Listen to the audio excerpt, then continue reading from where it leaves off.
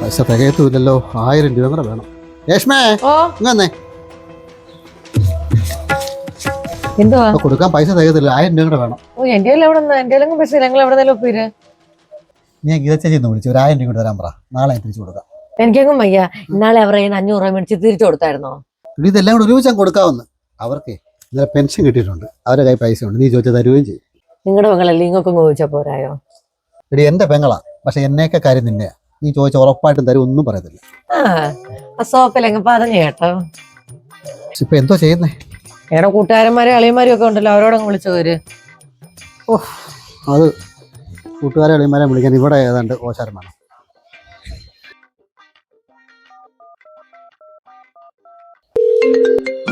Hello. Hello, എന്താളിയാ? അതെ, Google പേ അല്ലേ ഒരു 1000 രൂപയ്ക്ക് ഇങ്ങോട്ട് സെൻഡ് ചെയ്തേക്കെ. നാളെ ഞാൻ തരാം. അയ്യോ, അക്കൗണ്ടിൽ പൈസ ഇല്ലളിയാ. കയ്യിലുണ്ടായിരുന്നു. 8 മണിയൊക്കെ ആകുമ്പോഴത്തേക്ക് അങ്ങ് വരും. ഇപ്പോൾ തൽക്കാലത്തെ കളിയിൽ എവിടെയെങ്കിലും ഒന്ന് അഡ്ജസ്റ്റ് ചെയ്യും. ഞാൻ വരുമ്പോഴത്തേക്കും കൊടുക്കാം. ആണോ? എന്നാൽ ശരി, ഓക്കെ. പിന്നെ ഇവിടുന്ന് മറിക്കാനാ പിന്നെ ഇവൻ്റെ കാല് പിടിക്കേണ്ട ആവശ്യമുണ്ടോ? അയ്യോ ഗീത ചേച്ചി, രേഷ്മേ ഓടി വന്നേ, ഓടി വന്നേ, ഓടി വാ. എന്തുവാ ഇരിക്കെ. ഗീത ചേച്ചി വിളിക്കുന്നു. നീ എടുക്കടി. ഓ